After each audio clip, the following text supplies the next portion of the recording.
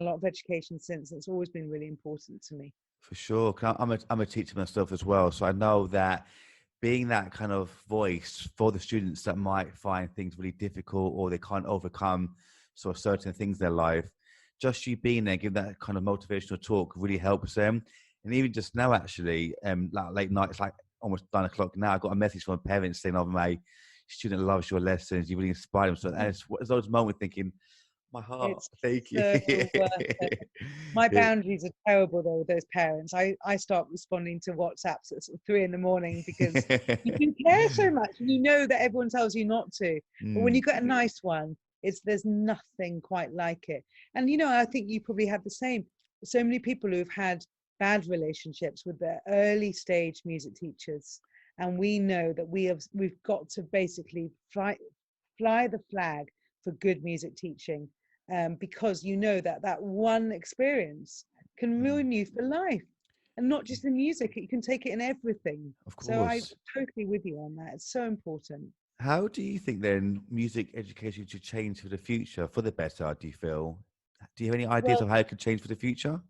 yeah, I mean, I think a lot of the thing we're struggling, as professional performing musicians, especially in the classical world, is that we are now getting pressure to include people, from certain demographics, which isn't, which for lots of reasons haven't been pushed, and this absolutely needs to change. Mm, But but it has to be done on grassroots level, and that definitely. for me is where education has to change, because it's all very well sort of saying, for English National Opera we want more people from that demographic, Mm, but we don't have anyone to pick from because they're not always there doing the auditions, because they weren't inspired and educated from when they were 4 years old.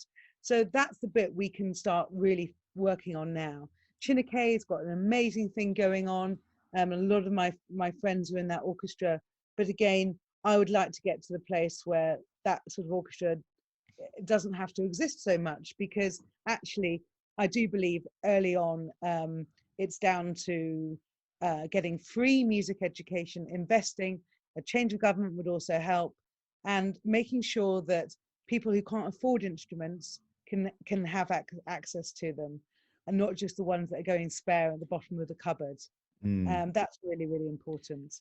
I And I couldn't. think, again, it will feed through. We'll get people from much more diverse backgrounds than teaching. So then Mm. that will be an obvious inspiration. And it is changing. It really is. But we've got so much further to go as well. For sure. That's why one of my dreams has to be to open up my own school, my own music school eventually. That's how always been a dream of mine to do that.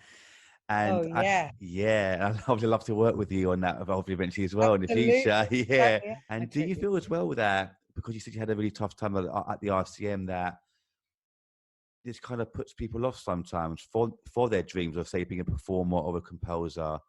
Do you think that having a tough time at education puts a lot of people off for the future? I think, yeah, it can be. It could be one teacher. It could be in a music school environment. It could be private. Um, I think at that level, between 18 and 25, is very critical as a performer. If you're going into the profession and you're getting, I mean, the first thing you've got to remember is you're the one paying the fees. Hmm. If something's not working, swap, change. But I certainly didn't have the emotional maturity to figure that stuff out. Had no boundaries. I was terrified of my teacher. I'd get bow shakes for playing a C major scale.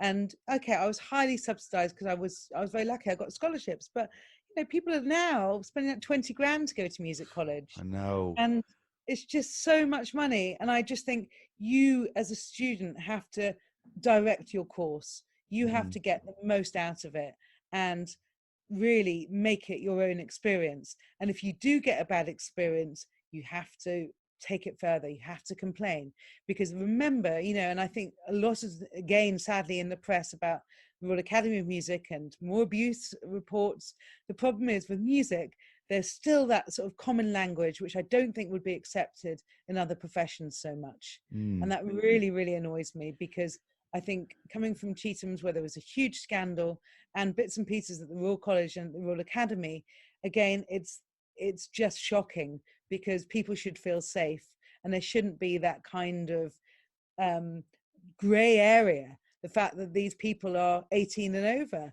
Abuse is an abuse, and especially with people in power, but also us, this whole relationship that we have with our teachers, as putting them up on pedestals, and pedagogues. Again, that's not, doesn't really happen in other professions so much. And I think that there's some teachers that very much have taken advantage over that over the years. And it doesn't necessarily have got to the really nasty, awful, abusive stage, but it can be a mental thing. And it can just be someone just sort of saying, yeah, you really think about doing something else. And you then can just totally change your path for your future because of one comment. And simply because you haven't played to anyone else, because you just keep going back to more. Because as musicians, again, we're highly self-critical people.